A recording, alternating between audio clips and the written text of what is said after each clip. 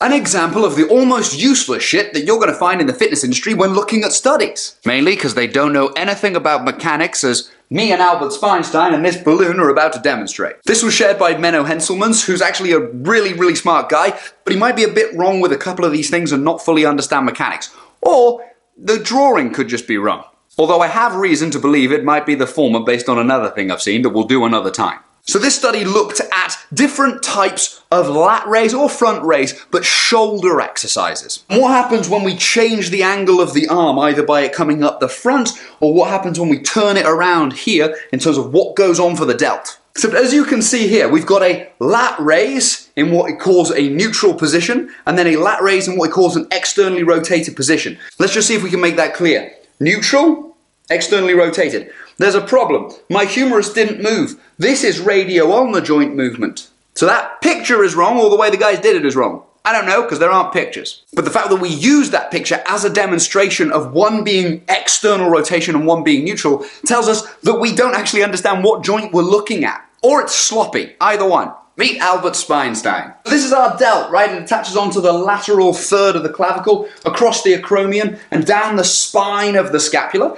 and it attaches into what's called the deltoid tuberosity of the humerus, about halfway down the humerus. We have an axis that these things move around, so if we put a hinge right in there, that lets this guy move like this round this hinge. Which part of the deltoid sits on top of this axis determines which of these guys is in the best position to fight this arm heading down in that direction. So that first one we looked at was a lat raise in a neutral position, which should, depending on what we call neutral and what goes on with this guy, mean something kind of like that. It sits mostly the back part of the anterior portion and the middle part of the delt on top of this axis. The picture though then tells us we go into external rotation. Now external rotation from this guy should be that, which would actually put the anterior head on top of the axis. But what we've got in the picture is not that. We've got this guy over here, this radio-ulnar movement to turn the hand to give the illusion that this has changed. But this hasn't changed. You can test this for yourself. See if just taking your own arm out to the side, you can hold the humerus still and just rotate your hand, and you will find that you can. So when people say that thing like, pour some water down, it's like, that's fine if it wasn't for the fact that this bit can move separate to this bit. Then we had lat raise with internal rotation. If we look at this guy from the side again, internal rotation of the humerus here is going to be, well, how far? How much internal rotation? That's going to depend a little bit on where this acromion sits for people and whether or not that greater tubercle starts to smush its way into that guy. Because you can try this out for yourself. Take your arm up to the side, turn it in as much as you possibly can, and just see how high you can go. It won't be very far. To go above your head, this guy has to externally rotate, which has the effect of putting the anterior delt on top of this axis, for us to get up here, to say nothing of the fact that the scapula has to move as well. So when we internally rotate in this position, how far we go and whether or not you can see, right? It starts to wind the balloons, the lines of these fibers, into a different position. And it might put some more of the posterior delt or the middle delt on top of that axis, dependent on the amount of internal rotation this guy can generate. And again, it has nothing to do with whether or not the hand goes into a different position.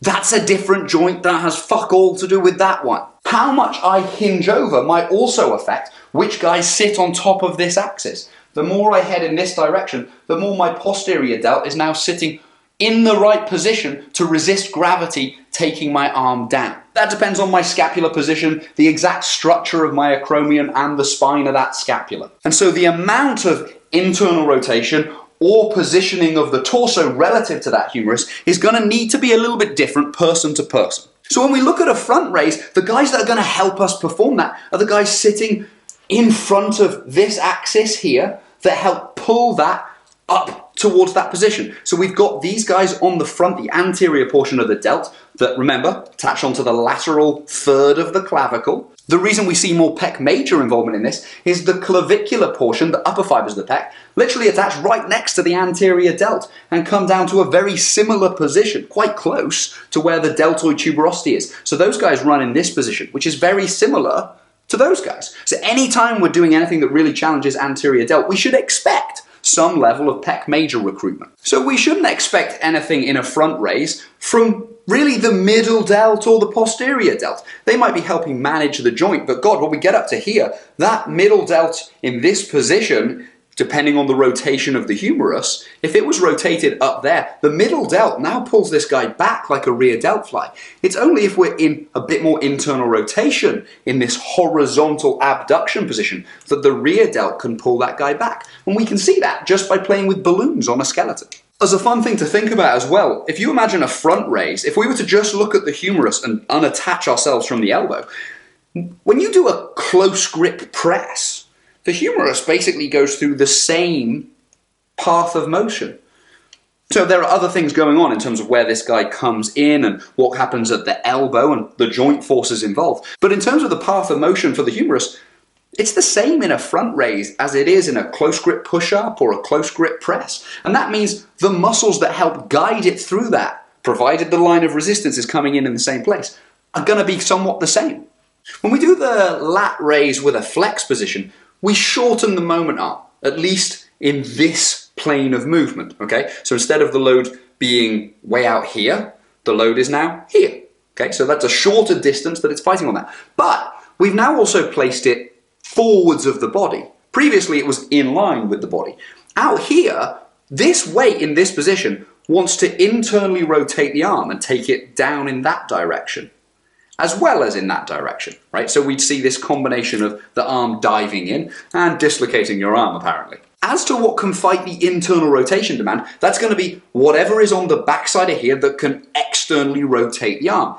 Well, that's to some degree going to depend on how much rotation this guy has already gone through to determine what's on the backside of the axis. So we might expect to see differing amounts of infraspinatus, teres minor, different contributions of the delt, dependent on how much rotation we see in the humerus to determine how much the posterior division can help, how much the middle head division can help, and what we see going on. So we need to standardize those things because, yes, half the moment arm in terms of the distance to the joint, but now we have an anterior challenge that wants to move us into internal rotation that needs to be accounted for.